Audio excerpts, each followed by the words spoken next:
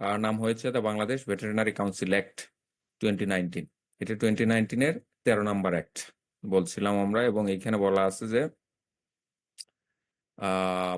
Council কিভাবে গঠিত হবে, কাউন্সিলের প্রেরোগেটিভ কি, কাউন্সিলের অ্যাডভাইজরি কমিটি থাকবে, এক্সিকিউটিভ কমিটি থাকবে, এগুলি, এবং কাউন্সিলের ক্ষমতা কি, সেগুলি নিয়ে বলা হচ্ছিল। আমরা কাউন্সিলের ব্রড ক্ষমতার মধ্যে বলছিলাম যে ভেটেরিনারিয়ান এবং প্যারাভেটদেরকে রেজিস্ট্রেশন প্রদান করা মেইন কাজ। এছাড়াও আরো অনেক অনেক কাজ আছে, সেগুলো আমরা আলাপ করছি এবং এর সামনেও আলাপ করব আমরা। এক গ্রুপ হচ্ছে কি, আমরা হচ্ছে ভেটেরিনারিয়ান, আর আসল কি প্যারাভেট বা ডিপ্লোমা বা প্যারামেডিক্স, যেমন মেডিকেল সায়েন্সে আছে সেরকম আমাদের ক্ষেত্রে বলা হচ্ছে ডাকা হয় কি প্যারাভেট। আমরা যারা ভেটেরিনারিয়ান বা ভেটেরিনারি প্র্যাকটিশনার যাই হই না কেন, যে নামেই ডাকা হোক না কেন, আমাদের এডুকেশনাল কোয়ালিফিকেশন কি হবে আমরা সবাই জানি। 5 বছরের ডিগ্রি পড়তে হবে, তার মধ্যে ইন্টার্নশিপ থাকতে হবে। ডিবেট আছে বা কন্ট্রোভার্সি আছে কত দিনের ইন্টার্নশিপ হবে, 1 বছর হবে। সিবাসু যেমন 1 বছরের ইন্টার্নশিপ করে, বাকৃবি মেবি 6 মাসের ইন্টার্নশিপ করে, আমরা যেমন 8 মাসের করি গাজীপুর কৃষি বিশ্ববিদ্যালয়। আমি জানি না তোমাদের কত দিনের internship, maybe 6 months I guess.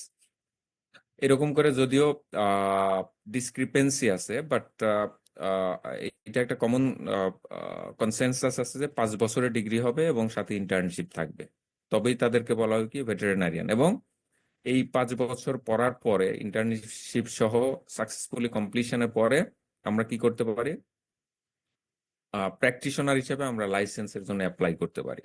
সেরকম 2019 সালে প্রচুর কন্ট্রোভার্সি ছিল এটা নিয়ে, যে প্যারাভেটদেরকে রেজিস্ট্রেশন দেওয়া হবে। তোমরা তখন এই সায়েন্সে আসো নাই, আমার মনে হয় তখন ভর্তি হও নাই, তাই না? কিন্তু ওই সময় অনেক ডিবেট হয়েছিল, অনেক কথাবার্তা হচ্ছিল যে কেন প্যারাভেট বা ডিপ্লোমাদেরকে রেজিস্ট্রেশন দিবে ভেটেরিনারি কাউন্সিল। অনেক বিতর্ক হয়েছে, কিন্তু অনেকে বিরোধিতা করেছে যে এই রেজিস্ট্রেশন কাউন্সিল দিতে পারে না। তারপরও কিন্তু কাউন্সিলের এক পাশ হয় তাদেরকে রেজিস্ট্রেশন দেওয়ার শর্তে। হুম। কিন্তু কিছু রেগুলেশন নিয়ে আসা হয়েছে, এখানে বলা হয়েছে যে ঢালাও ভাবে কেউ ডিপ্লোমা হোল্ডার রেজিস্ট্রেশন পাবে না। প্যারাভেট তাদেরকে বলা হবে যারা অ্যাটলিস্ট 3 ইয়ার্স পড়াশোনা করবে ভেটেরিনারি কোর্সগুলি, এবং তাদের অবশ্যই ইন্টারমিডিয়েট পাশ করেই কোর্সগুলি করবে, এবং তাদেরকে বায়োলজি থাকতে হবে।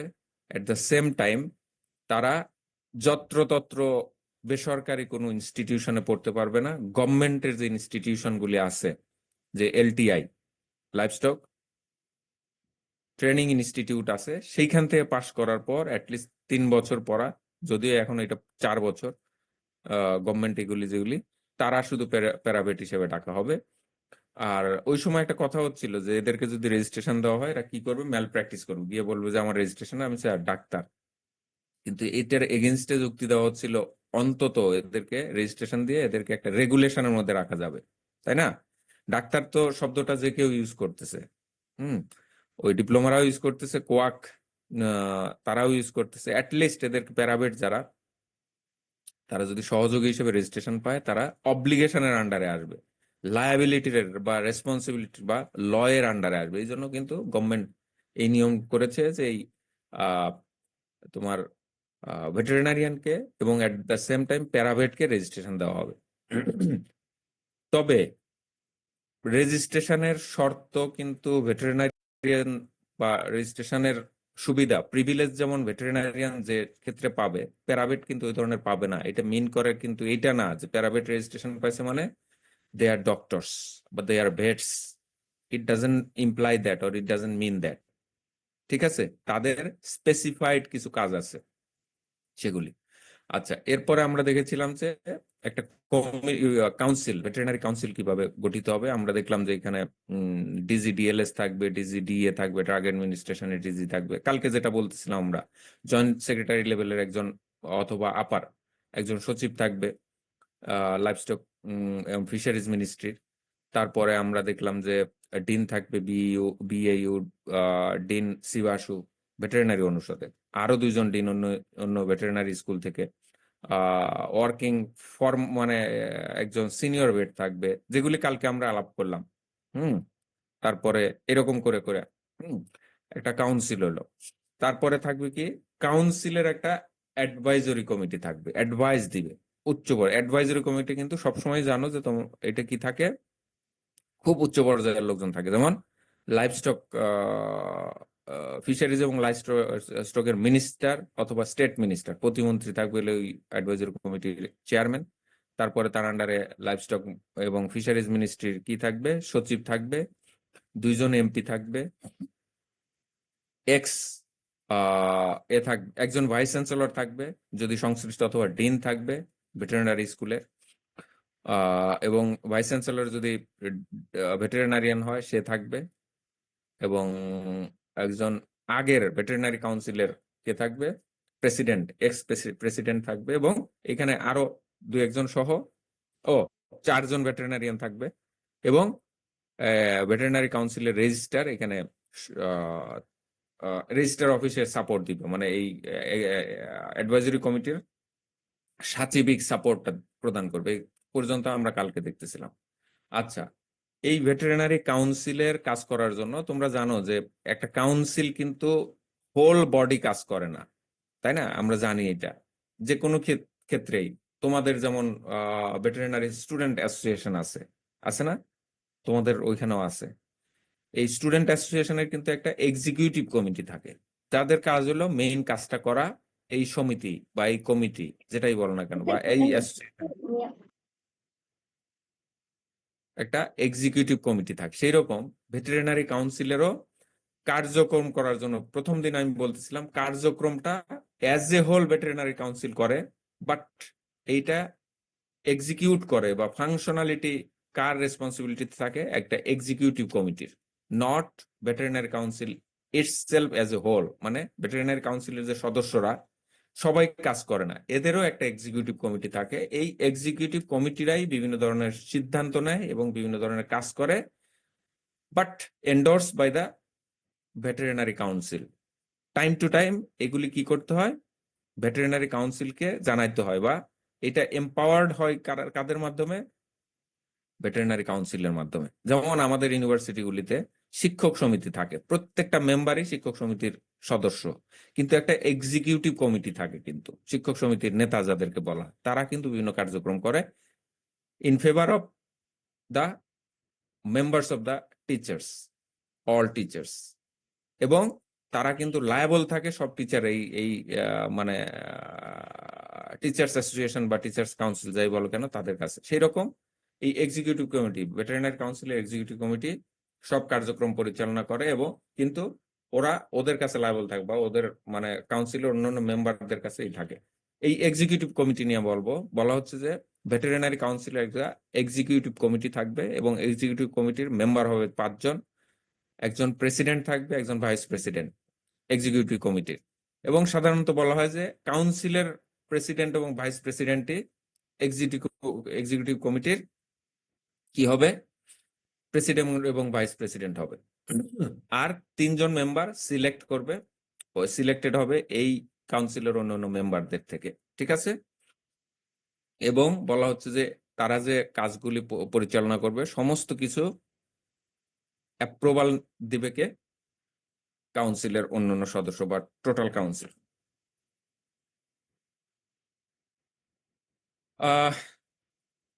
তারপর দেখো, veterinary education activities are prohibited with the approval of the council. বলা হচ্ছে কি, যে কোথাও যদি কোনো ভেটেরিনারি এডুকেশন অফার করা হয়, কোনো ইনস্টিটিউশন আর কোনো ইউনিভার্সিটি যদি অফার করতে চায়, অবশ্যই কাউন্সিল থেকে অ্যাপ্রুভাল নিতে হবে। ইউজিসির অ্যাপ্রুভাল যেমন জরুরি, সেই রকম অন্যান্য এডুকেশনের ক্ষেত্রে, যেমন অ্যানিমাল হাজবেন্ড্রি যদি হয়, কিংবা ধরো যে কোনো ডিসিপ্লিনের পড়াশোনা হয়, ম্যাথস অথবা এগ্রিকালচার অথবা ফিশারিজ, এগুলি যদি খুলতে হয় কোনো ইউনিভার্সিটিতে, তাহলে কিন্তু simply UGC, university grant commission থেকে অ্যাপ্রুভাল নিলেই হয়। কিন্তু শুধুমাত্র ভেটেরিনারি এডুকেশনের ক্ষেত্রে, ওদিকে মেডিকেল এডুকেশন তো আছে, আমরা যেহেতু এই নিয়ে বলছি, ভেটেরিনারি এডুকেশনের ক্ষেত্রে অবশ্যই ইনস্টিটিউশনকে ভেটেরিনারি কাউন্সিলের কি নিতে হবে, অনুমোদন নিতে হবে, আদারওয়াইজ চালানো যাবে না, কোনো ডিগ্রি অফার করতে পারবে না, কোনো সার্টিফিকেট অথবা কোনো কোর্স অফার করা যাবে না।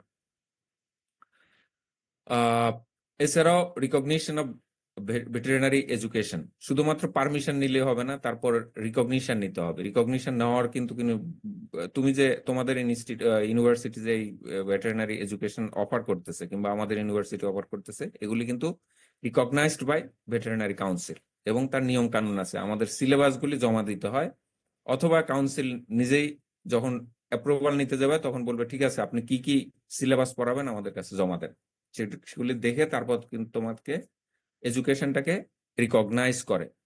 রিকগনাইজ করলেই তারপরেই তোমরা যারা গ্রাজুয়েট বের হচ্ছ তোমরা কিন্তু রেজিস্ট্রেশন পাবে অ্যাজ ভেটেরিনারিয়ান। এছাড়াও ভেটেরিনারি কাউন্সিলের ক্ষমতা আছে হচ্ছে কি withdrawal of recognition of veterinary education. ধরো রিকগনিশন দিয়ে দিছে, কিন্তু কোনো ইনস্টিটিউশন অথবা কোনো ইউনিভার্সিটি অথবা কোনো ভেটেরিনারি স্কুল ওই শর্ত মানছে না, তখন কিন্তু এই রিকগনিশনটাকে রিকল করতে পারে কাউন্সিল, অথবা উইথড্র করতে পারে। তারপর আসলে কি veterinary practice without registration and certification is prohibited. বলা হচ্ছে কেউ যদি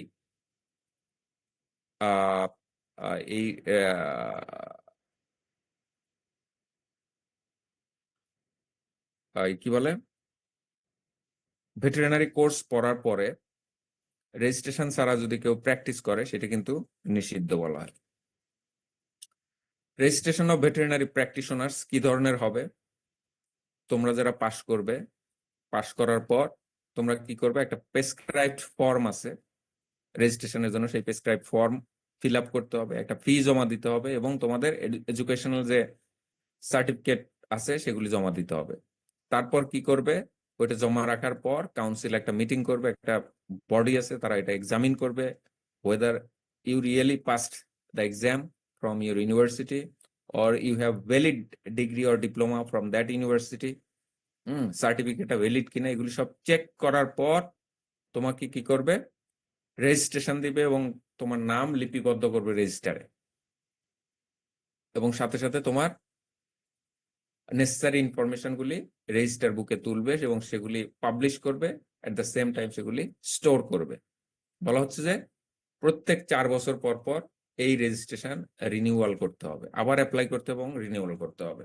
এবং গতকালকে আমি যেটা তোমাদের কাছে আলাপ করছিলাম, তোমরা যদি কোনো degree, diploma, higher degree add করতে চাও, ডিবিএম দিয়ে তোমরা রেজিস্ট্রেশন নিয়েছো, বাই দিস টাইম তোমরা মাস্টার্স ডিগ্রি করেছো, পিএইচডি করেছো অথবা অন্যান্য সার্টিফিকেট কোর্স করেছো, সেটা তোমরা যদি তোমাদের প্র্যাকটিসের ক্ষেত্রে উল্লেখ করতে চাও কোথাও, ভিজিটিং কার্ড অথবা নেম প্লেট অথবা কি বলে ব্যানার ফেস্টুন অথবা যেটা আছে আর কি কি বলে সাইনবোর্ড, সেখানে যদি তোমরা ডিসপ্লে করতে চাও, অবশ্যই সেই ডিগ্রিগুলিকে আবার গিয়ে কি করতে হবে, ইনক্লুড করে দিয়ে আসতে হবে তোমার উইথ ভ্যালিড ডকুমেন্ট। মাস্টার্স করেছো, মাস্টার্সের সার্টিফিকেট গিয়ে জমা দিয়ে আসতে হবে যে ঠিক আছে আমি মাস্টার্স করেছি, এটা আমার কোয়ালিফিকেশনে অ্যাড করে, দেন তোমরা এটা উল্লেখ করতে পারবে। একটা সার্টিফিকেট ইস্যু করার জন্য বলা হচ্ছে যে ভেটেরিনারি কাউন্সিলের কি ক্ষমতা আছে, বলা হচ্ছে যে ভেটেরিনারি প্র্যাকটিশনার্স এবং প্যারাভেটরা, প্র্যাকটিশনার্স যারা বা ভেটেরিনারিয়ান এই কাউন্সিলের 19 নম্বর সেকশন অনুসারে সে রেজিস্ট্রেশন পাবে। প্যারাভেট বা মানে ডিপ্লোমা যারা, তারা এই কাউন্সিলের যে অ্যাক্ট আছে সেটার সেকশন 25 এর আন্ডারে রেজিস্ট্রেশন পাবে, সার্টিফিকেট ইস্যু করবে।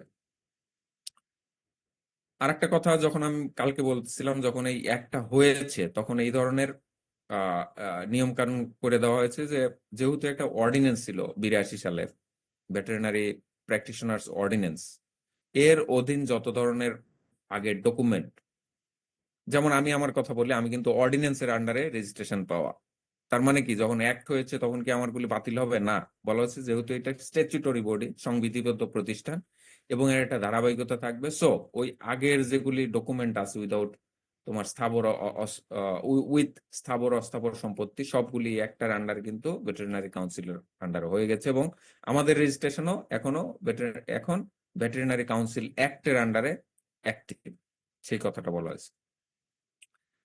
এরপর বলা হচ্ছে যে দেখো, যে তোমরা যারা রেজিস্টার্ড প্রাপ্ত হলে তোমাদের নাম সহ তোমাদের যে পার্টিকুলার গুলি নিয়ম হচ্ছে টাইম টু টাইম সরকারি গেজেটে উল্লেখ করতে হবে যে এই বছর বা এই 6 মাসে এতজন রেজিস্টার্ড ভেটেরিনারিয়ান বা এতজন ভেটেরিনারিয়ান রেজিস্ট্রেশন পেয়েছে, এই তাদের গেজেট নোটিফিকেশনের মাধ্যমে জানানোর ব্যবস্থা করবে রেজিস্ট্রার। এবং এর সাথে সাথে কাউন্সিলের যে ওয়েবসাইট আছে সেই ওয়েবসাইটে তোমার পার্টিকুলার গুলি অবশ্যই প্রকাশ করবে পাবলিক করার জন্য, যে তুমি আসলেই রেজিস্টার্ড ডক্টর কিনা। কারণ তুমি অথবা একজন গিয়ে কি করতে পারে, সেগুলি আসতেছে আমি পরে গিয়ে বলতে পারে যে আমি মানে ভেটেরিনারি কাউন্সিলের গিয়ে রেজিস্টার্ড ডক্টর। তো এইটা তো যে কেউ প্রমাণ করার জন্য কি করতে হবে, গিয়া তো ওই পর্যন্ত যেতে হবে, কাউন্সিল পর্যন্ত। কিন্তু ওয়েবসাইটে গিয়ে তোমার নাম দাম যদি চেক করে কিংবা আমার নাম দাম যদি চেক করে থাকলে তুমি বলতে পারবে হ্যাঁ আসলে রেজিস্টার্ড। মানে ফলসিফিকেশন যেটা টেস্ট সেটা করা যাবে। এই জন্যই গেজেট নোটিফিকেশন এবং ওয়েবসাইট প্রকাশের মাধ্যমে পাবলিক করতে হবে এটা। Privilege of registered veterinary practitioner, কি কি সুবিধা তারা পাবে বা এই রেজিস্টার্ড হলে তারা কি কি করতে পারবে। বলা হচ্ছে যে only registered veterinary practitioner shall be eligible for appointment to any post in the veterinary affairs in government, semi-government, autonomous, private, or any local authority run veterinary institution, hospital, medicine, and food-related institution, or animal slaughterhouse. তোমরা জানো কিনা এই সব জায়গাগুলি তো অবশ্যই registered veterinarian মানে registered হইতে হবে। যেমন আমি একটা এক্সাম্পল দিই, তোমাদের মধ্যে যাদের রেজাল্ট ভালো, তোমাদের প্রতিষ্ঠানে হয়তো বা কি করবা, টিচার হবা, লেকচারার হিসেবে জয়েন করবে আশা করা যায়। তুমি যখন লেকচারার হিসেবে অ্যাপ্লাই করবে, তোমার এগ্রিকালচারে যারা আছে কিংবা অন্যান্য ডিসিপ্লিনের যারা আছে তাদের চেয়ে তোমার কিন্তু একটা এডিশনাল একটা জিনিস বেশি লাগবে, সেটা হলো কি তোমাকে কাউন্সিলে যে তুমি রেজিস্টার্ড সেই কাগজও দাখিল করতে হবে, আদারওয়াইজ তুমি কিন্তু অ্যাপ্লাই করতে পারবে না। ঠিক আছে, এটা তোমার প্রিভিলেজ। এইটা করার পর তোমার আবার সুবিধা আছে, তুমি যদি রেজিস্টার্ড কি বলে কাউন্সিলে রেজিস্টার্ড হও, আগের নিয়মে ছিল আগের 15 সালের পে স্কেলের আগে তুমি 3টা বেসিক মানে সরি 3টা কি বলে এটারে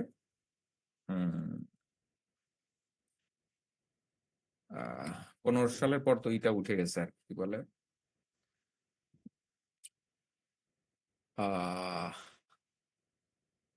ইনক্রিমেন্ট, 3টা ইনক্রিমেন্ট পাওয়া যেত আর কি 15 সালের যে পে স্কেল ছিল তার আগে, যারা তোমার কি বলে সরি 3টা না মানে একটা সরি একটা, এখনো একটা তুমি বেশি পাবা আর কি বলে ইনক্রিমেন্ট। যখন জয়েন করবা দেখবে যে তোমার ডিসিপ্লিনের তোমাদের ডিসিপ্লিন ছাড়া অন্যান্য ডিসিপ্লিনে যারা লেকচারার হিসেবে জয়েন করছে তোমার বেতন একটা ইনক্রিমেন্ট বেশি থাকবে ডিউ টু দিস রেজিস্ট্রেশন। তুমি রেজিস্ট্রেশন যেহেতু ভেটেরিনারি কাউন্সিল রেজিস্ট্রেশন ছাড়া তুমি অ্যাপ্লাই করতে পারবে না, থাকলে তুমি জয়েন করলে এখনকার নিয়মে তুমি একটা ইনক্রিমেন্ট বেশি পাবে। তখন আমার মনে নাই 15 সালের আগে যারা জয়েন করছে তারা 1 থেকে 3টার ইনক্রিমেন্ট বেশি পেত মনে হয়, আমার এখন খেয়াল নাই। এবং তোমার রেজিস্ট্রেশন থাকলে তুমি তোমার নামের প্রথমে ডক্টর লিখতে পারবা, এবং তুমি ফি নিতে পারবা কোনো পেশেন্ট দেখলে। হ্যাঁ, যেটা নির্ধারিত হবে হলো কি ফি কত হবে সেটা নির্ধারণ করবে কাউন্সিল। যদিও এটা নিয়ম মানে না, কিন্তু তুমি ফি নেওয়ার এলিজেবল, কেউ তোমাকে তখন এসে চ্যালেঞ্জ করতে পারবে না যে এই ট্রিটমেন্ট করে আপনি ফি নিচ্ছেন না, আপনার বেসিস কি। তখন তুমি বলতে পারবে যে I have the registration to the veterinary council and I can write doctor in front of my name and I am eligible to take fee for this treatment. তুমি চ্যালেঞ্জ করতে পারবে। এবং বলা হচ্ছে যে registered veterinary practitioner May sign or attach a veterinary health certificate or any other certificate. বলছে কি veterinary health সার্টিফিকেটে শুধুমাত্র রেজিস্টার্ড ভেটেরিনারিয়ান যারা তারা সাইন করতে পারবে, আদারওয়াইজ অন্য কেউ সাইন করতে পারবে না। আর এই ভেটেরিনারি কাউন্সিলের আরো একটা কাজ হচ্ছে কি, রিকগনিশন অফ প্যারাভেটস এডুকেশন।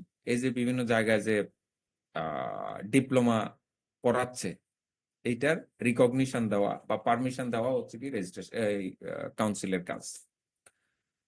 তার সাথে সাথে প্যারাভেটদের রেজিস্ট্রেশন দেওয়া কাউন্সিলের কাজ।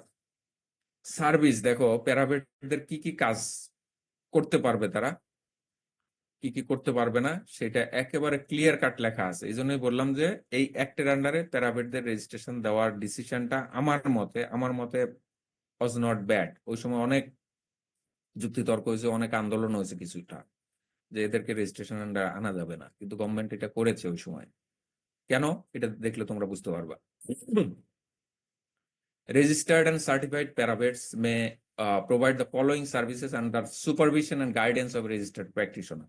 বলছে প্যারাভেটরা শুধুমাত্র একজন রেজিস্টার্ড ভেটেরিনারিয়ানের অথবা প্র্যাকটিশনারের আন্ডারে, তার সুপারভিশনে, তার গাইডেন্সে নিম্নলিখিত কাজগুলি করতে পারবে। কি কি? First stage service for relieving and pain in animals. এছাড়া তারা ভ্যাকসিনেশন করতে পারবে, আর্টিফিশিয়াল ইনসিমিনেশন করতে পারবে, ক্যাস্ট্রেশন তাও বার্ডিজো মেথডে করতে পারে, ওপেন মেথডে করার তাদের নাই। বার্ডিজো ক্যাস্ট্রেটরের মাধ্যমে ক্যাস্ট্রেশন করা, যেটা ওপেন মেথড। আর বার্ডিজো তোমরা তো জানো, তাই না? ক্যাস্ট্রেশন পড়েছো না ওই সময়? এটাকে বলে ক্লোজড মেথড, একটা বার্ডিজো দিয়ে ক্র্যাশ করে দেওয়া টেস্টিসের উপরে। এছাড়াও উন্ড ড্রেসিং করতে পারবে, অথবা সার্জারির পর ড্রেসিং করতে পারবে। এছাড়াও আরো কিছু কিছু কাজ আছে যেগুলো কাউন্সিল প্রেসক্রাইব করেছে, সেই কাজগুলি করতে পারবে।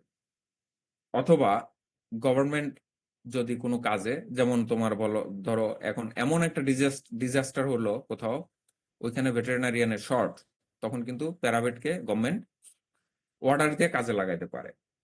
যেমন একটা উদাহরণ দিই, 2008-9 সালে পুরো বাংলাদেশে অ্যানথ্রাক্সের আউটব্রেক শুরু হয়ে যায়।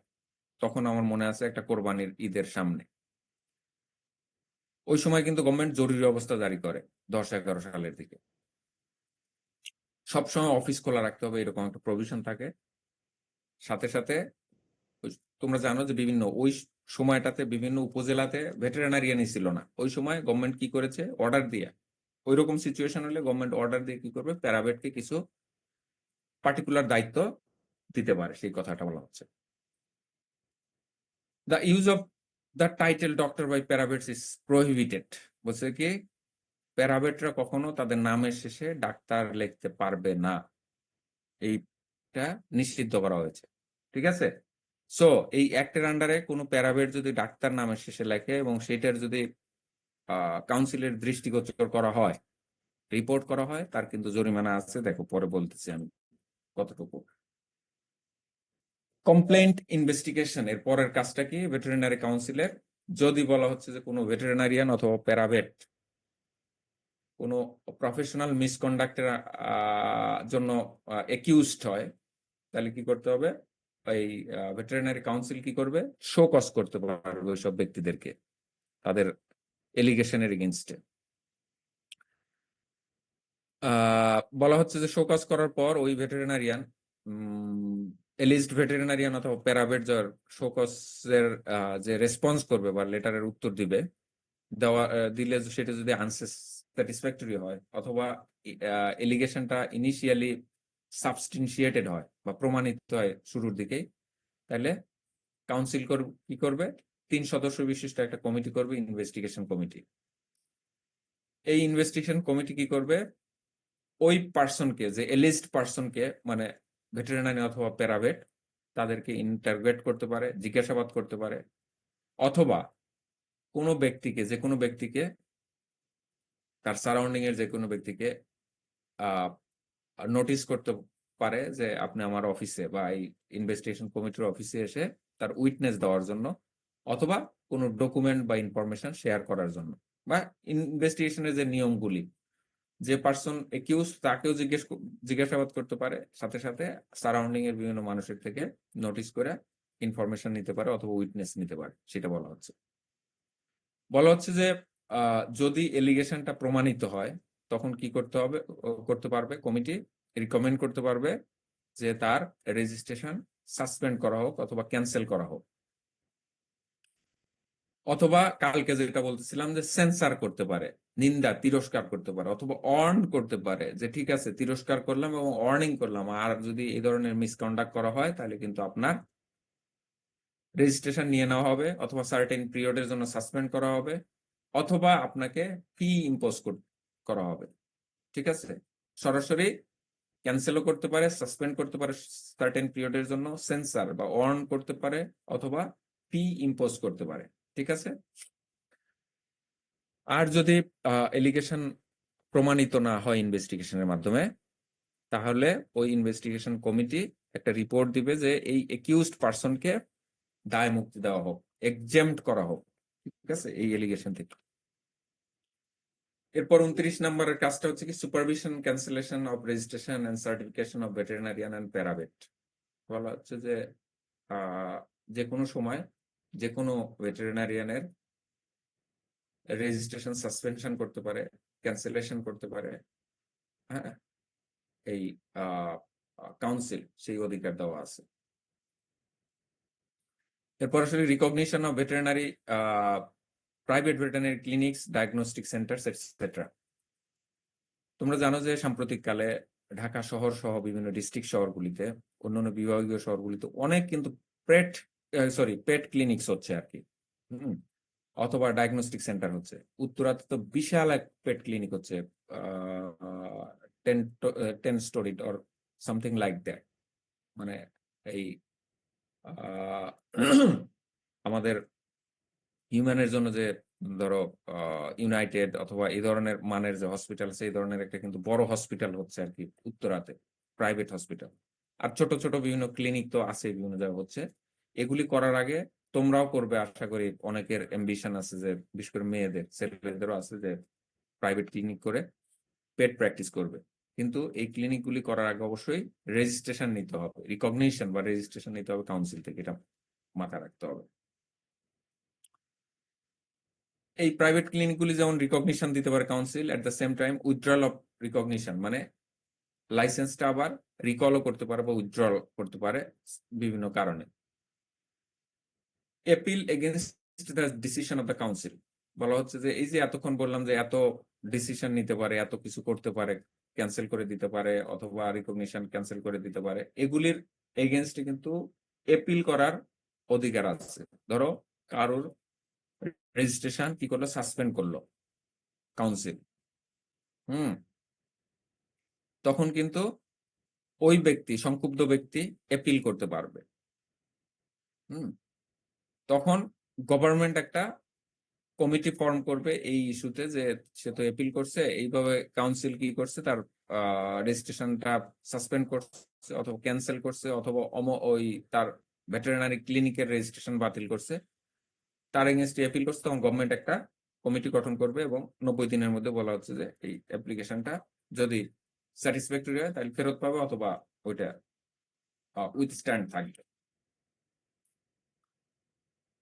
এছাড়াও ভেটেরিনারি কাউন্সিলের দেখো আরো পাওয়ার আছে, power to call for information about the syllabus and exams.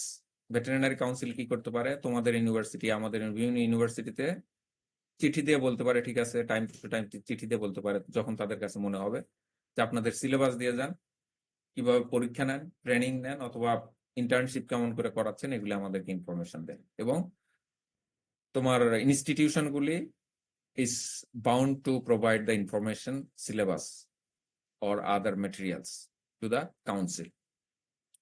তারপর কি ইন্সপেকশন করতে পারে, ইনফরমেশন চেয়েই বসে থাকবে না, মাঝে মাঝে ইন্সপেকশনে যেতে পারে। ঠিক আছে, গোপালগঞ্জ বিজ্ঞান ও প্রযুক্তি বিশ্ববিদ্যালয় ভেটেরিনারি ডিপার্টমেন্ট, লাইভস্টক ডিপার্টমেন্টে আমরা গিয়ে দেখবো আসলে কি পড়ানো হচ্ছে, কোন হয়তো পরীক্ষা নেওয়া হচ্ছে, সেগুলি কিন্তু তারা সরাসরি সরেজমিন গিয়ে দেখারও রাইট আছে।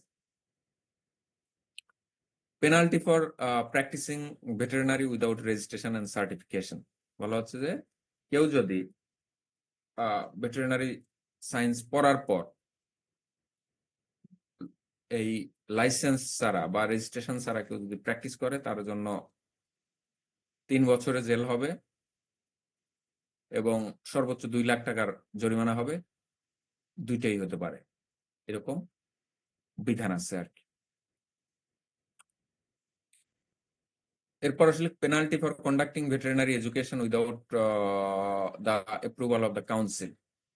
কেউ কোনো ইনস্টিটিউশন যদি মনে করলো, ইউনিভার্সিটি যদি মনে করলো যে আমি এরকম এত বড় একটা ইউনিভার্সিটি, হ্যাঁ, আমি অটোনোমাস বডি, আমি একটা ভেটেরিনারি সায়েন্স করবো, viz veterinary council, Bangladesh veterinary council, I will not bother them,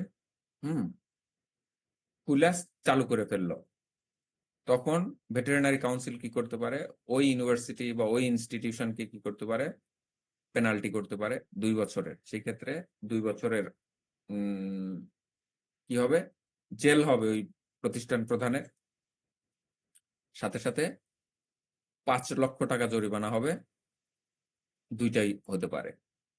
আর যদি এই সার্ভিসটা, পড়াশোনাটা যখন ভেটেরিনারি কাউন্সিল অন করলো যে ঠিক আছে আপনি তো এই কাজটা করতেছেন, আমাদের থেকে পারমিশন নেন নাই, আপনার ফাইন হলো কি 2 বছরের ইমপ্রিজনমেন্ট, সাথে সাথে 5 লাখ টাকা, হ্যাঁ, অথবা 5 লাখ টাকা এর সাথে 5 লাখ, যেটাই হোক না কেন, কিন্তু ওই ইউনিভার্সিটি এটা মানলো না, ওটা কন্টিনিউ রাখলো এডুকেশনটা, তখন কি হবে, প্রত্যেক দিনে তার ফাইন হবে 50,000 টাকা করে ওই ইনস্টিটিউশনের। এরপর আসে কি, penalty for conducting activities of veterinary clinics, diagnostic centre etcetera privately without council approval. বলা হচ্ছে যে কেউ যদি একটা ক্লিনিক করলো, ডায়াগনস্টিক সেন্টার করলো ঢাকা শহরে, খুব পাওয়ারফুল ম্যান, অথবা পাওয়ারফুল না, এমনি করলো, কোন রেজিস্ট্রেশনের তোয়াক্কা করলো না, চিন্তা করলো আর কে দেখবে, এটা করি আমি। কেউ যদি কাউন্সিলের নোটিশে আনে, অথবা কাউন্সিল ইটসেলফ নোটিস করে যেরকম চালাচ্ছে উইদাউট দ্য রেজিস্ট্রেশন, দেন তার কি হবে, ওই ক্লিনিক্স এর মালিক বা ম্যানেজার, যে রেসপন্সিবল পার্সন থাকুক, তার 2 বছরের জরিমানা হবে, অথবা 5 লাখ টাকা, সরি 2 বছরের জেল হবে, অথবা 5 লাখ টাকা জরিমানা হবে, অথবা দুইটাই হতে পারে।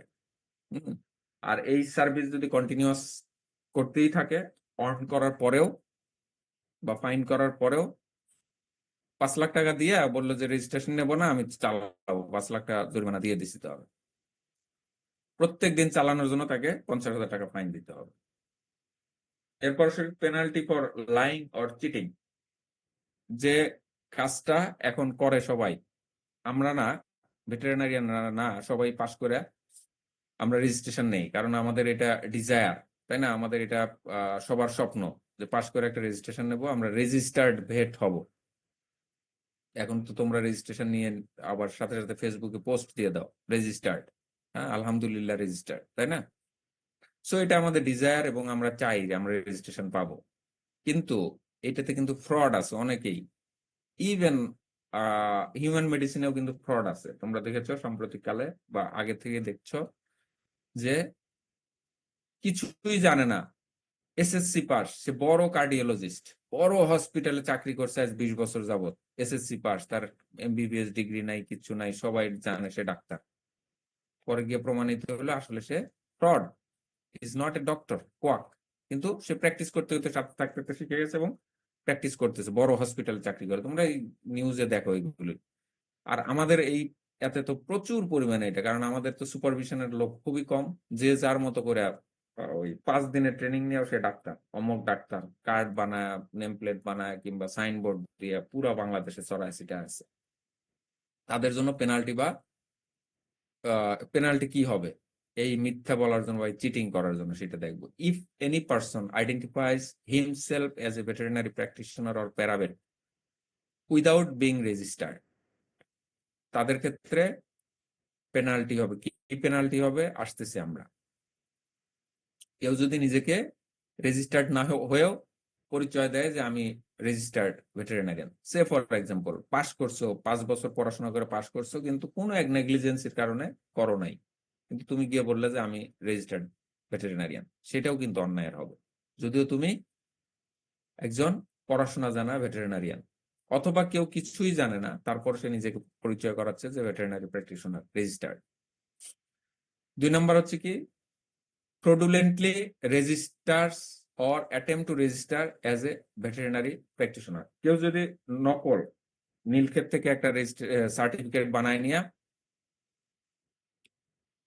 কি করলো, কাউন্সিলে জমা দিল, সেটাও কিন্তু শাস্তির আওতায় আসবে। আমি একটা ঘটনা জানি, টাঙ্গাইলে আমাদের শিবাসুর ফার্স্ট ব্যাচের একটা বড় ভাইয়ের নাম, শুধু নাম না, নাম, তার রেজিস্ট্রেশন, তার বাড়ি টাঙ্গাইলে, তার নাম, রেজিস্ট্রেশন, ইভেন আমরা যে ইন্টার্নি করেছিলাম মাদ্রাজ ভেটেরিনারি কলেজ, এটা গ্রুপ ছবি, সেই গ্রুপ ছবির গ্রুপের যে ছবিটা, তার মাথাটা তুলে তার মাথা বসায় দেয়া, এরকম চিটিং করে অনেক বড় ডাক্তারি করতো, পরে ধরা পড়ছে আর কি এগুলি।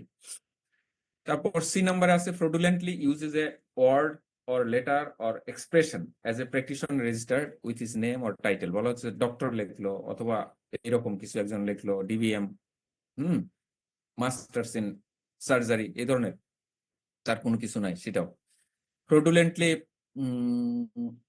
represents a veterinary practitioner or paravet। Cheating করে সে নিজেকে পরিচয় দিল যে আমি vet or paravet. uses the title of doctor or doctor, যেটাই হোক, with his name without being a registered veterinary practitioner। বলছে তার কোনো রেজিস্ট্রেশন নাই, কিন্তু সে ডক্টর বা তার নামের সামনে লিখলো। being paravet identifies, এই যে এখন আসো এফ নাম্বার, কেন আমি কালো কালি লাল কালি দিয়ে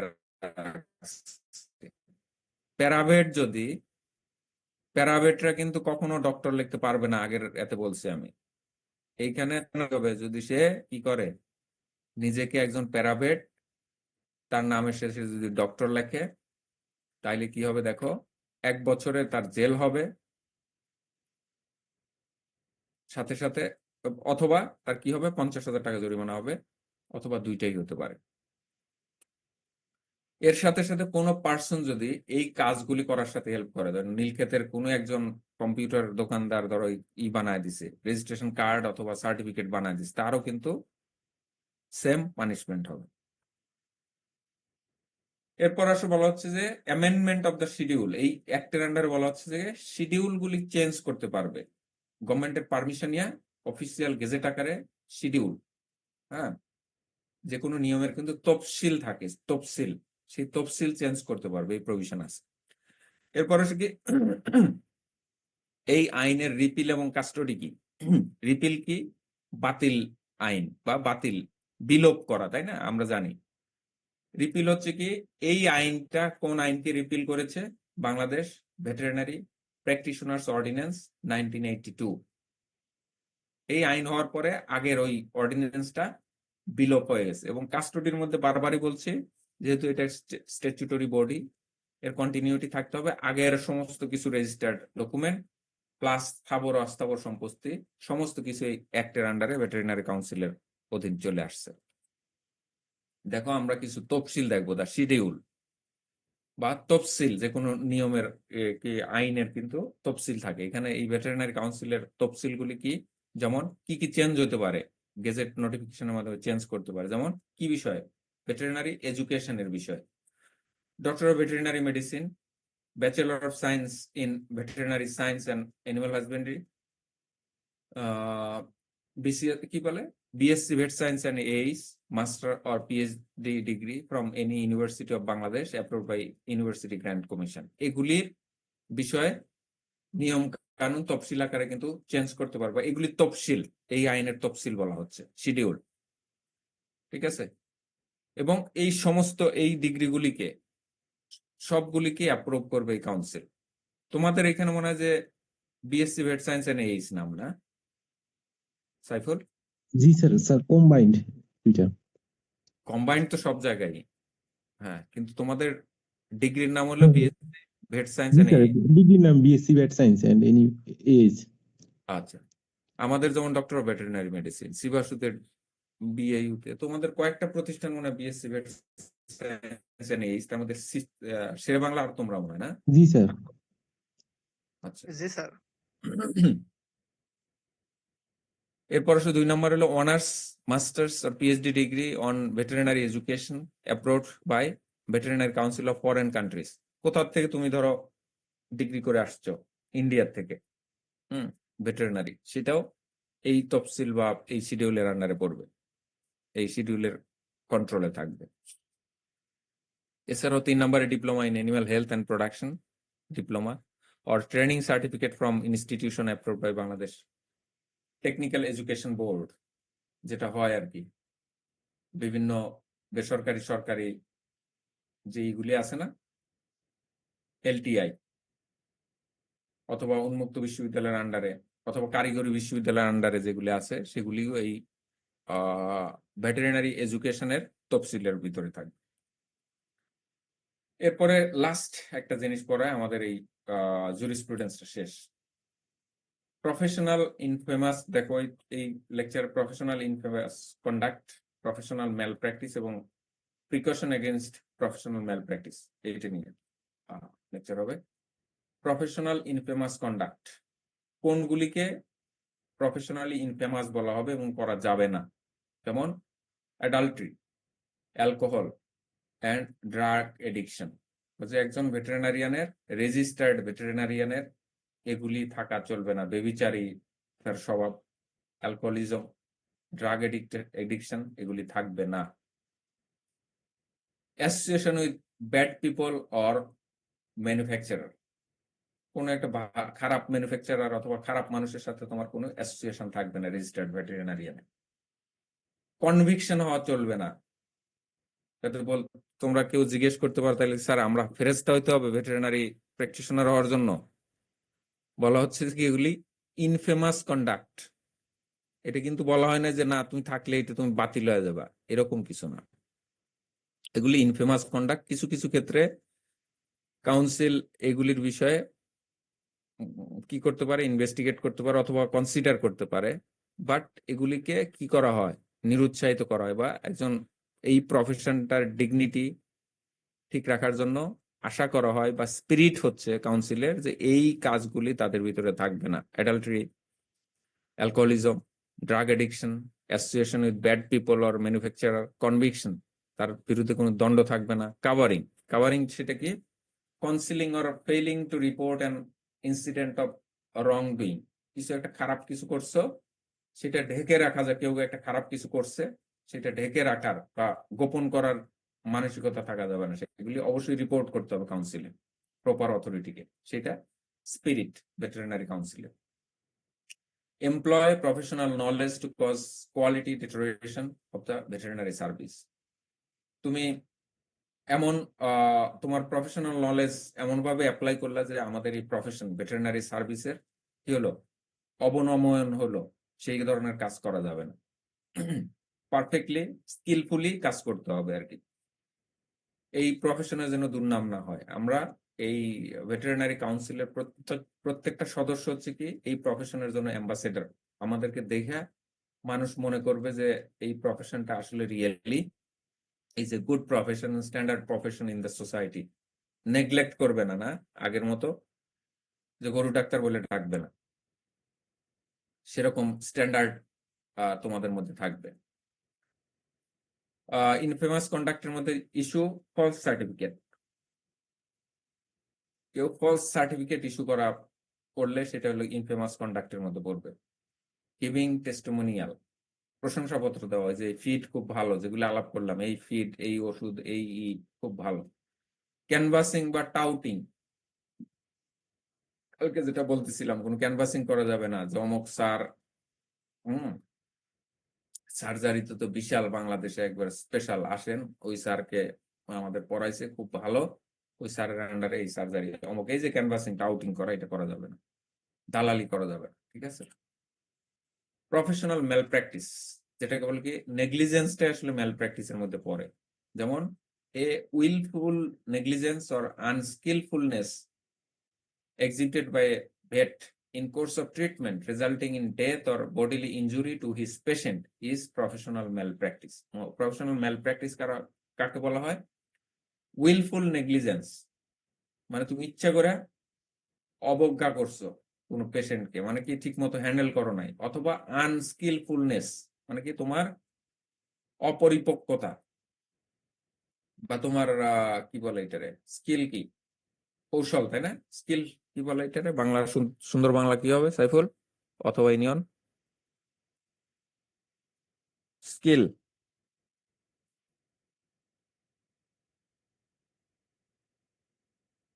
স্যার দক্ষ। দক্ষতা, হ্যাঁ হ্যাঁ, দক্ষতা স্যার। তানজিদা, thank you. দক্ষতা, তাই না? আনস্কিলফুলনেস, অদক্ষতা।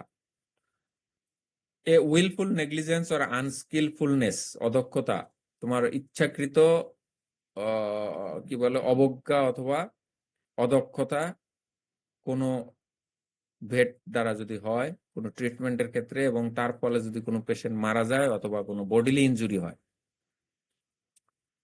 দেখা গেল একটা পা কেটে ফেলতে হচ্ছে, সেই ক্ষেত্রে প্রফেশনাল ম্যাল প্র্যাকটিস, এগুলি কাজকে প্রফেশনাল ম্যাল প্র্যাকটিস বলা হবে। দুই ধরনের প্রফেশনাল ম্যাল প্র্যাকটিস আছে in the sense of court. একটা হল কি সিভিল প্র্যাকটিস ম্যাল প্র্যাকটিস, আর ক্রিমিনাল ম্যাল প্র্যাকটিস। সিভিল মানে তোমরা জানো যে আমরা বাংলায় বলি যে দেওয়ানি, না? দেওয়ানি, জমি জমা সংক্রান্ত বা কোনো ডিসপিউট সংক্রান্ত। সিভিল ম্যাল প্র্যাকটিস গুলি কি কি? Prescribing overdose of drug and causing harm. কেউ যদি ওভারডোজে ড্রাগ প্রয়োগ করে, তার ফলে যদি কোনো ক্ষতি হয় কোনো এনিমেলের।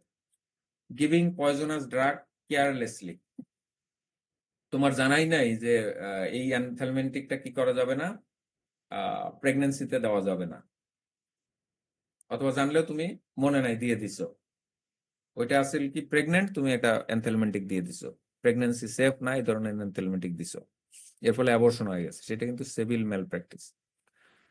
তা হতে পারে breaking of needles during injection, injection দিচ্ছ, এর মধ্যে তোমার আনস্কিলফুলনেস এর কারণে কি হলো, স্কিলের অভাবের কারণে কি হলো, নিডলটা ভেঙে গেছে, ভিতরে রয়ে গেছে, এটাও কিন্তু সিভিল ম্যাল প্র্যাকটিস। যদি ওই ওনার গিয়ে কি করে কমপ্লেইন করে, দেন কিন্তু দেওয়ানি মামলায় অভিযুক্ত হবে, মামলা চলবে। এরপর কি ক্রিমিনাল ম্যাল প্র্যাকটিস, যেটা কি ফৌজদারি অপরাধ যেটাকে বলে, হত্যা, খুন, এগুলি সংক্রান্ত সেই ধরনের কাজ কি ফৌজদারি কোর্টে মামলা হবে, ক্রিমিনাল কোর্টে মামলা হবে।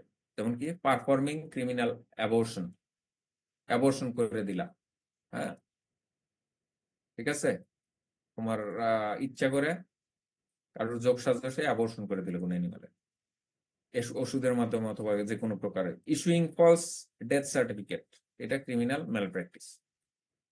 অথবা মিসম্যাচড ব্লাড ট্রান্সফিউশন, তুমি ব্লাড গ্রুপিং এবং ক্রস চেক না করে ব্লাড ট্রান্সফিউশন করলো ক্যাটের, ক্যাটটা কি হলো হাইপার সেন্সিটিভিটিতে মারা গেল, তখন কিন্তু তোমার ক্রিমিনাল অফেন্স হবে এবং ক্রিমিনাল কোর্টে তোমার মামলা হবে। লাস্ট, প্রিকশন এগেইনস্ট কি প্রফেশনাল ম্যাল প্র্যাকটিস বা নেগলিজেন্স, কি কি প্রিকশন বা সতর্কতা তোমাদের নিতে হবে। নাম্বার 1, নেভার গ্যারান্টি এ কিওর, কখনোই কোনো কিওর হবে কি হবে না এটার প্রতি গ্যারান্টি দেওয়া যাবে না। যে আসেন আমার কাছে ট্রিটমেন্ট করেন, 100% নিশ্চিত যে আমি এটা ঠিক করে দিতে পারবো, এটা করা যাবে না। যদি ঠিক না হয় তাহলে কিন্তু তুমি ওই আইদার সিভিল ম্যাল প্র্যাকটিসের আন্ডারে তুমি একিউজড হবে এবং মামলা চলবে, অথবা ক্রিমিনাল ম্যাল প্র্যাকটিসের আন্ডারে মামলা হবে। Employ ordinary skill and care at all times, বলা হচ্ছে যে তোমার সবসময় যেটা প্রচলিত যেটা স্কিল এবং কেয়ার সেটাই প্রদান করতে হবে, বেশি পণ্ডিতি দেখাতে গিয়া ওটা আর ডেটোরিয়েট করা যাবে না। কিপ ফুল অ্যাকিউরেট মেডিকেল রেকর্ড, সব সময় তুমি যে প্রেসক্রিপশন করতেছো প্রত্যেকটা ধাপে মেডিকেল রেকর্ড রাখতে হবে। পাশ দিয়ে লিখে রাখে না যে তুমি যেদিন শুরু করলা কি কি কমপ্লেইন এবং তোমার অবজারভেশন কি কি পাওয়া গেছে, কি কি ড্রাগ দিয়েছো, আগে কি ড্রাগ ইউজ করেছে, একটা প্রেসক্রিপশনের মধ্যে কিন্তু সব মেডিকেল রেকর্ড লেখা থাকে, সেগুলি থাকতে হবে। থাকলে কি হবে, যখন তোমার কেউ এই সিভিল অথবা ক্রিমিনাল কেসে একিউজ করতে যাবে, তখন তুমি তোমার প্রেসক্রিপশনটা আদালতে প্রেজেন্ট করতে পারবে যে মিলর্ড, আমি প্রত্যেকটা জিনিস লিপিবদ্ধ করছি এবং এই কেসটার গতি প্রকৃতি এই ধরনের, আস্তে আস্তে এই ধরনের আগাইছে, তখন কিন্তু অনেক ক্ষেত্রে তুমি তোমাকে নির্দোষ প্রমাণিত করতে পারবা। Number 4, get consent before rectal palpation operation এবং অ্যানেস্থেসিয়া, অবশ্যই রিটেন কনসেন্ট নিতে হবে কোনো অপারেশনের আগে, অ্যানেস্থেসিয়ার আগে। বন্ড সাইন নিতে হবে এই এর ক্ষেত্রেও, অ্যানুয়ালের ক্ষেত্রেও। কোনো ইনজেকশন দেওয়ার আগে হাইপার সেন্সিটিভিটি টেস্ট করে নিতে হবে। ধরো সাধারণত কি অ্যান্টিবায়োটিক গুলির ক্ষেত্রে অনেক সময় কি হাইপার সেন্সিটিভিটি হয়। এই জন্য আমরা কি করি, সব সময় কি করি, অ্যান্টিবায়োটিক প্রেসক্রিপশন করার সাথে সাথে আমরা কি দেই বলতো? কেউ একজন একটু রেসপন্স করো। Sir antihistamine. অ্যান্টিহিস্টামিন দিয়ে দেই। হ্যাঁ, যদি পসিবল হয়, খুব প্রেশিয়াস অ্যানিমাল হয়, কোনো প্যাম্পার্ড ক্যাট, হ্যাঁ, এবং মালিকও ধরো সেই রকম মানের মালিক, রাষ্ট্রপতির ক্যাট, তুমি গেছো ট্রিটমেন্ট করার জন্য, তোমাকে কল করছে, তুমি গিয়ে কি ওই অ্যান্টিহিস্টা দিয়ে বসে থাকবা? ওই তোমার কিন্তু তখন সর্বোচ্চ প্রিকশন নিতে হবে। অথবা এমনও মালিক আছে বাংলাদেশের শীর্ষ ধনী, প্রচুর টাকা পয়সার মালিক, তার বিড়াল নিয়ে আসছে, তাকে ইনজেকশন করার আগে কিন্তু একটা সিম্পল সেন্সিটিভিটি টেস্ট করে নিতে হবে। কারণ কোনো কিছু হলে কিন্তু তুমি ইউ আর আন্ডার গিলোটিন, তুমি কিন্তু একেবারে খড়গের নিচে, তখন তোমার এগুলি সর্বোচ্চ প্রিকশন নিয়ে করতে হবে। সব ক্ষেত্রেই যদি পসিবল হয় করে নিতে হবে। আর কমন ক্ষেত্রে, সব ক্ষেত্রে তো সেন্সিটিভিটি টেস্ট করা যাবে না, তো কমনলি ওই অ্যান্টিহিস্টা দিয়ে সাধারণত অ্যান্টিবায়োটিক অথবা অন্য যেগুলি হাইপার সেন্সিটিভিটি রিয়াকশন আছে সেগুলির ক্ষেত্রে করা হয়। এ qualified person should give anaesthesia. Anaesthesia দেওয়ার সময় যে সে কেউ অ্যানেস্থেসিয়া দেওয়া যাবে না, অবশ্যই তাকে কোয়ালিফাইড হতে হবে। যেমন বিভিন্ন স্পেইং টেইং করা কিন্তু খুব কমন হয়ে গেছে ডক্টরদের মাঝে। এগুলি করার সময় খুব আটমোস্ট কেয়ার নিতে হবে সেটা, এবং সব প্রসিজিওর ফলো করতে হবে। Proper post operative care should be taken. অপারেশনের পরে পোস্ট অপারেটিভ কেয়ার নিতে হবে। Lastly, don't leave a patient unattended during labour. বলছে কখনো ধরো এই যে বাচ্চা দেওয়ার সময় অথবা কোনো যে কোনো কারণেই হোক না কেন, কোনো একটা অপারেশন সার্জারি হচ্ছে, অত ট্রিটমেন্টের মাঝখানে ফেলে যাওয়া যাবে না, সেটা এনশিওর করতে হবে। অনয়, thank you so very much. এতটুকুই বলার ছিল জুরিসপ্রুডেন্স নিয়ে। আমরা এরপরে কিছু অ্যানিমাল ওয়েলফেয়ার নিয়ে আলাপ করবো অন্যদিন। কারো কোনো কোশ্চেন থাকলে ওপেন ডিসকাস করতে পারো, যে কোনো বিষয়, এই বিষয় অথবা যে কোনো বিষয়। তোমাদেরকে আসলে আমি সময় কম দিচ্ছি। আমি যখন ক্লাস নেই, আমার মিসেসও প্রফেসর পটুয়াখালী ইউনিভার্সিটির, আমাকে পাশ থেকে অবজার্ভ করতেছিল যে you are taking class just like a robot, why this? যে আমাকে বলতেছিল তুমি রোবটের মতো ক্লাস নাও, তুমি ইন্টারাক্টিভ না। এটা কিন্তু আমাকে বলেছে, যদিও আমি আমার স্টুডেন্টদের সামনে যখন লাইভ ক্লাস নেই আমি এই ধরনের না। কিন্তু তোমাদের যেহেতু এটা খুব দ্রুত শেষ করতে হবে, এটা একটা সাইফুল আমাকে পার্সোনালি বলেছে যে স্যার আমরা পরীক্ষা দেব তাড়াতাড়ি, তোমাদের মনে টাইম বাই দিস টাইম অনেক নষ্ট হয়ে গেছে, এই জন্য ইন্টারাকশনের টাইম কম ছিল ক্লাস নেওয়ার সময়, আমি জাস্ট করিয়ে গিয়েছি তোমাদের। সো ইন্টারাকশনের জন্য টাইম দিলাম, কেউ কিছু বললে বলতে পারো, যে কোনো বিষয়, মানে লেকচার সহ প্রফেশনাল যে কোনো বিষয় আর কি। স্যার অ্যাক্ট গুলো তো আমাদেরকে বেশিরভাগই এগুলো স্যার মুখস্থ করতে হবে, তাই না স্যার? হ্যাঁ হ্যাঁ হ্যাঁ, অ্যাক্টগুলি জানা থাকতে হবে, এবং জুরিসপ্রুডেন্সের কাজই তো, আমরা ছোটখাটো একজন আইনজীবী হয়ে যাবে এটা জানা থাকলে এই ফিল্ডে আর কি। জি স্যার। স্যার তাহলে লেকচার ম্যাটেরিয়াল গুলো আমাদেরকে দিয়ে দিন। হ্যাঁ, লেকচার ম্যাটেরিয়াল দিয়ে দেবো তোমাদের, আমার অফিসে গিয়ে লেকচার ম্যাটেরিয়াল দিয়ে দেবো। তুমি আমাকে 6 অথবা 7 তারিখে কন্ট্যাক্ট করবা। আচ্ছা স্যার। স্যার হুম, বলো। আমাদের আমাদের এই সাবজেক্ট থেকে কেমন প্রশ্ন হতে পারে যদি একটু ধারণা দিতেন ভালো হতো। আচ্ছা আচ্ছা, কখনো এগুলো তো এখন কোশ্চেনের বিষয়ে যেমন শর্ট কোশ্চেন থাকতে পারে, ব্রড কোশ্চেন থাকতে পারে, এই ধরনেরই আর কি। আমরা যে ধারণা দিব লাস্টের দিকে ক্লাসে, যখন আমরা আরো 2-একটা ক্লাস যখন নিব, লাস্টের দিকে আমি ধারণা দিব তোমাদের। স্যার এটা তো স্যার আপনার সাথে আমাদের প্রথম কোর্স। স্যার আপনি খাতা কেমন পছন্দ করেন, মানে খাতা বেশি লেখা পছন্দ করেন নাকি কম লেখা স্যার, এই ব্যাপারে যদি একটু বলতেন স্যার। বেশি কম কি, তোমরা according to the marks you will answer the question. মোটামুটি জাস্ট খালি প্রশ্ন যেরকম থাকবে ওইভাবে অ্যান্সার করব। কোশ্চেনের মার্কস যে ধরনের থাকবে সে ধরনের অ্যান্সার করবা। আমি তোমাদের তোমরা যেমন আমাকে জানো না, আমি তোমাদেরকে জানি না। যেমন এখনকার স্টুডেন্টদের আমি জানি না এটা কতটুকুই আমার বলার ঠিক কিনা, যেহেতু তোমাদেরকে জাজ করি নাই আমি কখনো, এক্সামিন করি নাই তোমাদের। তোমরা বড় কোশ্চেন লিখতে চাও না, আমি আমার প্রতিষ্ঠানে আমি অবজার্ভ করেছি। 10 নম্বরের একটা কোশ্চেন দিলাম আমি ইচ্ছা করে, কিন্তু এখন কিন্তু আমাদের প্রতিষ্ঠানটা চলে হলে টার্ম সিস্টেমে, তোমরা জানো কিনা? 4টা টার্ম, 3টা টার্ম বছরে। তোমাদের যেমন সেমিস্টার, আমাদের টার্ম। অল টাইম ওদের পরীক্ষা লেগে থাকে। তো আগে করতাম কি, সবাই কোশ্চেন করতে যেতাম ছোট ছোট কোশ্চেন, মানে নাম্বার কম কম, 3, 4, 5-এর মধ্যে কোশ্চেন করতো। বেশি কোশ্চেন করতো কিন্তু কোশ্চেনের মার্কস থাকতো 3 থেকে 4, 5 এদের মধ্যে। কিন্তু আমি ইচ্ছা করে এখন 2-একটা কোশ্চেন দেই বড় মার্কসের, 10 নাম্বার, জাস্ট টু মানে তোমাদের দেখার জন্য তোমরা আসলে বড় লিখতে পারো কিনা। কারণ তোমরা যখন বিসিএস পরীক্ষা দিবে, বিসিএস এ কিন্তু অনেক বড় বড় কোশ্চেন লিখতে হয় রিটেনে। এর মানে এই না যে তোমাদেরকে আমি বড় বড় 5-6টা কোশ্চেন দিয়ে দিলাম। আমার স্টাইল সাধারণত হয় যে একটা কোশ্চেনের 2 থেকে 3টা কোশ্চেন থাকে। কোশ্চেন নাম্বার 1, একটা কোশ্চেন থাকে ছোট, জাস্ট তোমার মানে আন্ডারস্ট্যান্ডিং লেভেলের কোশ্চেন, তুমি কি বুঝেছো সেই ধরনের। আর একটা কোশ্চেন থাকে তোমার ওই ধরনেরই 1, তারপর হলো 2 নাম্বার। হ্যাঁ, লাস্টের কোশ্চেনটা ধরো 3 অথবা 4 অথবা 5 নাম্বারের, একটু টেকনিক্যাল, একটু হালকা একটু টেকনিক দিয়ে দেওয়া, এই ধরনের আর কি। এই মিলা সব মিলে 8 অথবা 10 এইভাবে করে করি আমি। আমার মনে হয় এগুলি সমস্যা হবে না, তোমরা দেখলে বুঝতে পারবা।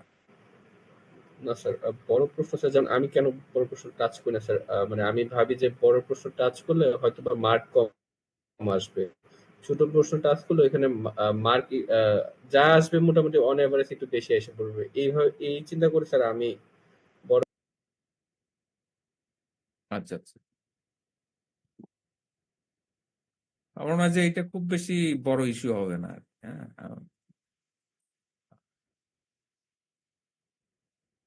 খুব বেশি বড় কোশ্চেনও থাকবে না, যে 10 নম্বরের এই ধরনের কোশ্চেন হয়তো বা খুব বেশি থাকবে না, এটা ঠিক।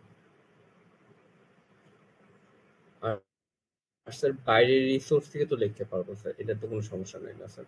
কিসের বুঝি নেই আমি। মানে বাইরের মানে নেট থেকে কোনো কোনো কিছু নিয়ে আহ, যদি লিখি স্যার, ওটা তো কোনো সমস্যা না, নেই এই স্যার? সাবজেক্টে বাইরে কি লিখবে তুমি?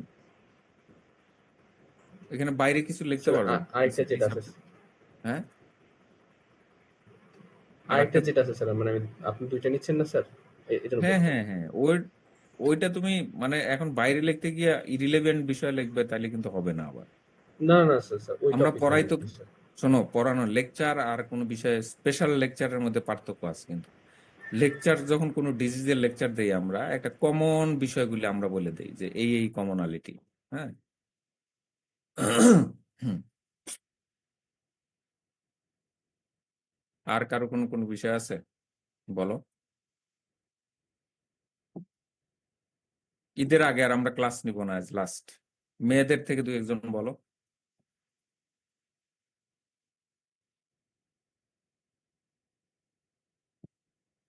স্যার আমাদের মিড টার্ম এক্সামের হচ্ছে সিলেবাস বা মিড টার্ম এক্সামটা কিভাবে হবে স্যার? এটা তোমরা ডিসাইড করো কতটুকু মিড টার্ম দিবা। 2টা সাবজেক্ট ডিসাইড করো যে এতটুকু আমরা মিড টার্ম দেবো। ফাইনালে তো টোটালি থাকে, তাই না? জি স্যার, ফাইনালে তো টোটালি থাকে। মিড টার্ম কত নাম্বারের হয় তোমাদের? 20 মার্কের। 20 মার্কস, তাই না? জি স্যার। ওই তো, সেইভাবে তোমরা সিলেবাস চয়েস করো কতটুকু দিবা, 20 নাম্বার। স্যার আপনি কি মিডটার্মটা নিতে চাচ্ছেন নাকি ফাইনালের সাথে নিতে চাচ্ছেন? এখন এখন তো নেওয়ার সুযোগ নাই, তোমরা তো এখন নাই।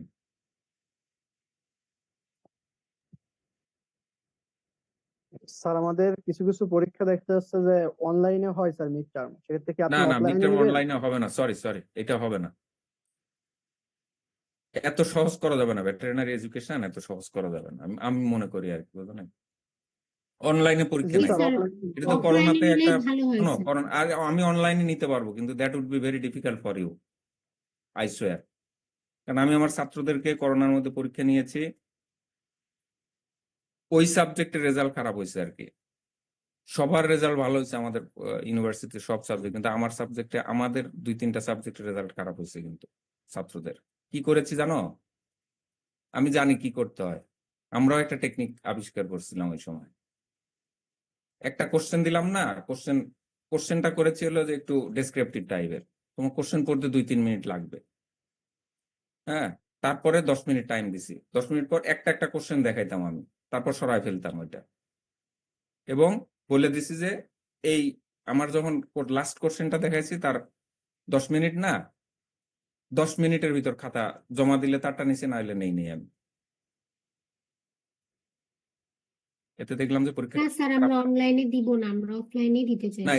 এই আবদারগুলি করো না এখন, মানে এইটা তো এখানে টিচার আছে তো তোমাদের,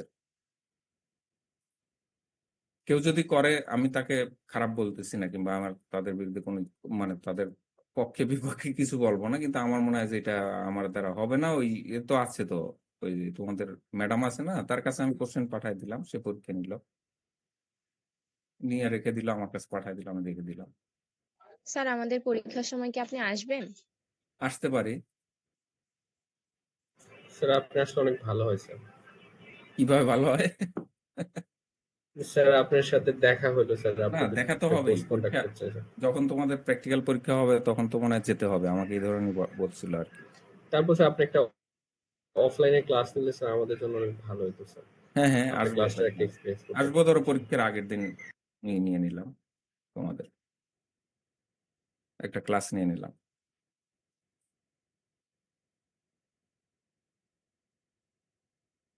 তবে অনলাইনে হবে না পরীক্ষা, হ্যাঁ, এটা মাথায় এনো না আমার ক্ষেত্রে।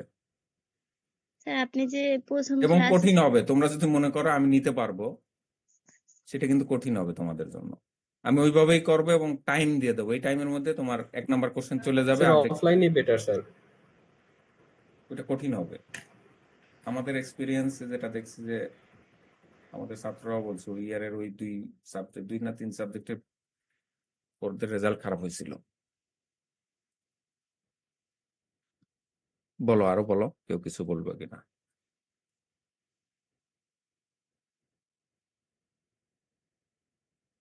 Can I hear something from Nepalis?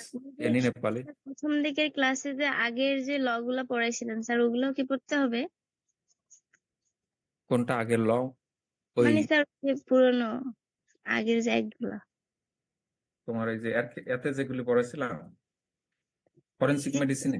G sir, শুরুর দিকে। হ্যাঁ হ্যাঁ হ্যাঁ, আর ল তো ডিটেলস নাই, ল এর কি কি, ওর আন্ডার কি বিষয়গুলি, সেগুলি আর কি।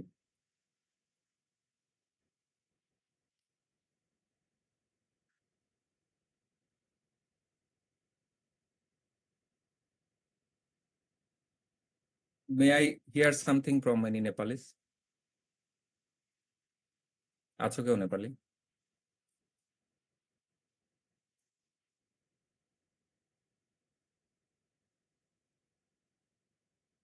কোনো নেপালিজ আছো? আছে তো অবশ্যই। হ্যাঁ,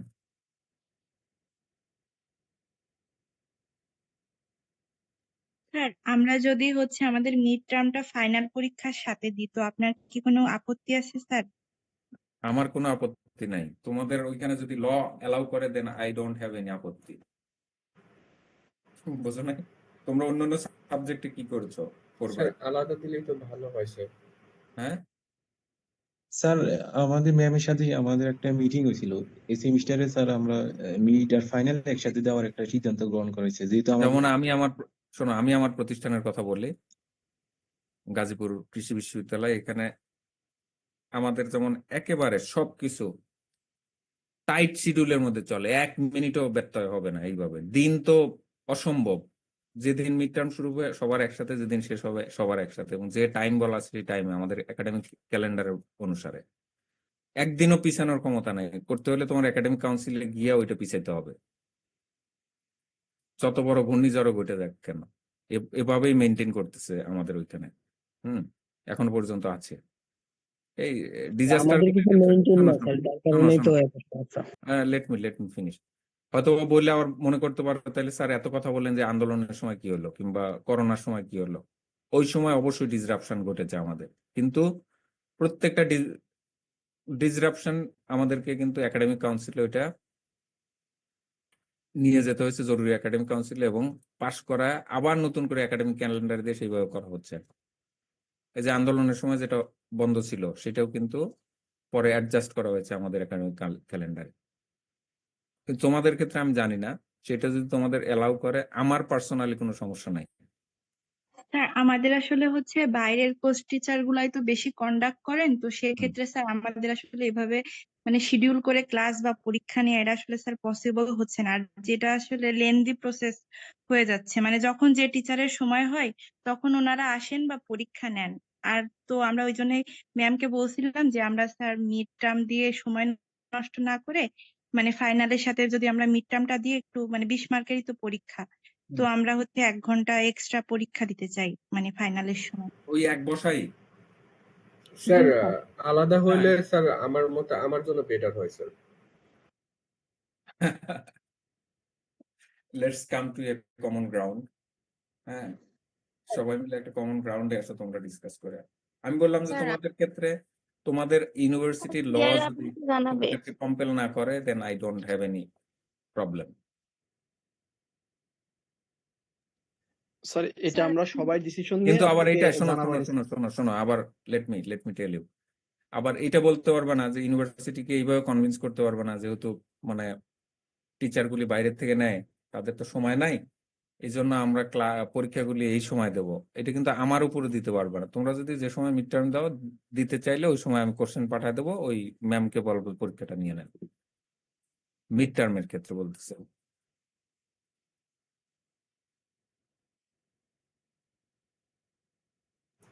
স্যার আমাদের আসলে ওইরকম কোনো প্রসিডিউর নেই, যা যেরকম ভালো লাগছে সে সেরকম ভাবে নিয়ে নিচ্ছে। আমরা বিগত যেসব সেমিস্টার দিছি ওই এইভাবে দেখছি স্যার। এবার কি তোমরা মিড টার্ম দেওয়া শুরু করছো কোন পরীক্ষা দিছো? স্যার লাস্ট সেমিস্টার এখনো দিছি হয়েছে স্যার, এই স্যার, আমরা সেমিস্টার মিড শুরু হয় টার্মও নাই। দেইনি স্যার, 80 মার্কের ভাইবাও দিয়ে দিছি স্যার কোন কোন ল্যাবের ক্ষেত্রে। মানে স্যার এইবার যার যেমন সুবিধা স্যার সেভাবে নিয়ে নিছে স্যার। এইবার এই সেমিস্টারের না স্যার এই সেমিস্টার বিগত আগের সেমিস্টার গুলো। সেমিস্টার গুলো না, এই সেমিস্টারে 80 মার্কের ভাইবা দিলা কোন সময় কোন কোন কোর্সে? এই সেমিস্টার তো স্যার এখনো শুরু হয়নি স্যার, আর কি বিগত সেমিস্টার গুলোতেও স্যার। সেমিস্টার তো শুরু হয়েছে, সেমিস্টার তো পড়াই ফেললাম আমি তো 1.5 মাস হয়ে জি গেছে। স্যার, কিন্তু স্যার পরীক্ষা তো স্যার শুরু পরীক্ষা হয়নি শুরু এখন হয়নি আর স্যার। কি, পরীক্ষার কথা আচ্ছা বলতেছি স্যার। আচ্ছা আচ্ছা আচ্ছা দেখো তাহলে ওইটা তোমাদের ম্যামের সাথে আমি আলাপ করবো। তাহলে তোমরা যেহেতু উনি কি বলছে তোমার সাইফুল, তুমি কি যেন বলতেছিলা যে আলাপ করলা তোমরা মিটিং এ বসলা, তখন কি বললো উনি? আর আমাদের হচ্ছে কি এখানে তো কোনো নিয়ম কানুন চলে না। তার উপর হচ্ছে গিয়ে প্রত্যেকটা ডিপার্টমেন্টে মানে 2 বছর 3 বছর সেশন জট এইভাবে চলতেছে। 6 মাসের সেমিস্টার দেখা যাচ্ছে 8 মাস 9 মাসে শেষ হচ্ছে। এগুলা সায়েন্স ফ্যাকাল্টি ডিপার্টমেন্ট গুলোতে আরো বেশি হচ্ছে, এগুলোতে যেহেতু পরীক্ষা বেশি ল্যাব ট্যাব। এর মধ্যে আবার আচ্ছা ভার্সিটি থাকে স্যার বন্ধ, খালি বন্ধ, যেমন এবার রমজানে 1.5 মাস বন্ধ। তারপরে হচ্ছে গিয়া কিছুদিন আগে শীতকালীন বন্ধ ছিল, এরপরে কোরবানির ঈদে আবার 20-25 দিন বন্ধ স্যার। দেখা যাচ্ছে সময় পাওয়া যাচ্ছে না, এভাবে প্রতি সেমিস্টারে বারবার মানে 8 মাস 9 মাস লেগে যাচ্ছে আর কি। তো এই হুম সেমিস্টারের শুরুতে আমরা ম্যামের সাথে আমরা হচ্ছে গিয়ে একটা মিটিং করছিলাম সবাই মিলে, ওইখানে সবাই ছিল স্টুডেন্টরা। হুম সেক্ষেত্রে ম্যামের সাথে কথা হয়েছিল এই সেমিস্টারটা আমরা একটু কিছুটা কমিয়ে আমরা মেয়েতে একসাথে ফাইনাল আর মিডটা দিব আর কি। তোমরা ফাইনাল কবে দিবা সাইফুল? তুমি ইনিশিয়াল স্যার ডেতে আমাকে যখন রিকোয়েস্ট করছিলা স্যার সেই ফাইনাল অনুসারে হচ্ছে কিন্তু গিয়ে আমি, শোনো আমার কথা শোনো, আমি কিন্তু জি সেই স্যার। অনুসারে খুব দ্রুত ক্লাস নিয়ে ফেলছি। এখন এই যে তোমরা বুঝতেই পারতেছো এই দুইটা জি কোর্সেরই স্যার। কিন্তু আমরা শেষের দিকে চলে আসছি। জি স্যার, এইটাতে যেমন আর আমাদের সবগুলো অনলাইনে হচ্ছে স্যার, আমরা সব টিচারদের ওইভাবে বলছি স্যার। আচ্ছা বাকি বাকি কোর্স গুলো হচ্ছে, এখনো এখনো ক্লাস নিচ্ছে অনলাইনে। হুম আমরা হচ্ছে গিয়ে স্যার আমাদের খোলা হবে হচ্ছে গিয়া 14-15 তারিখের দিকে এ, সামনের মাসের। এরপরে আমরা হচ্ছে গিয়ে মেতে স্যার পরীক্ষা বসবো। মেতে আমরা শুরুতে না হলো 10-12 তারিখের দিকে থেকে আমরা পরীক্ষা বসবো স্যার। আচ্ছা ফাইনাল ঠিক পরীক্ষা। আছে, আমার মনে হয় কি তোমরা মিড টার্ম দিয়ে ফেলো, আর দিলে তোমরা রিল্যাক্স হয়ে যাবা, একদিনে 3-4 ঘন্টা পরীক্ষা দেওয়া। স্যার স্যার আমরা যদি সময় পাই, যেহেতু আমাদের ভার্সিটি সামনে সময় কম খোলার কি বেশিরভাগই বন্ধ, তো যদি সময় পাই তাহলে আমরা দিয়ে দিব, আর যদি সময় না হয় তাহলে স্যার একসাথে দিব আর কি। আচ্ছা আচ্ছা, যাক তাহলে এটা তোমরা ডিসিশন স্যার নাও। আমি জানাই দিব স্যার, আপনি হ্যাঁ ম্যামের সাথে কথা বলে আমি আপনার সাথে হ্যাঁ কথা বলবো। জানাও। ঠিক আছে, তাহলে রাখি, তোমরা ভালো থাকো। হ্যাঁ, ঈদের আগে জি আর স্যার, কথা হচ্ছে না, ঈদের পরে কথা হবে। জি স্যার, ঠিক আছে স্যার। ওই যে ওয়াইল্ড লাইফের কিছু ক্লাস নিব আর এইটার কিছু অংশ, তাহলে শেষ হয়ে যাবে। আচ্ছা ঠিক আছে স্যার। আচ্ছা, কারোর কোনো কোশ্চেন না থাকলে তাহলে আমরা শেষ করব।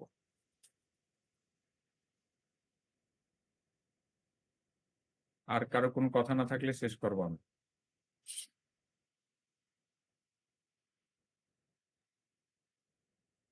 ঠিক আছে, তোমরা ঠিক ভালো আছে থাকো। স্যার, আসসালামু আলাইকুম স্যার। Thank you sir.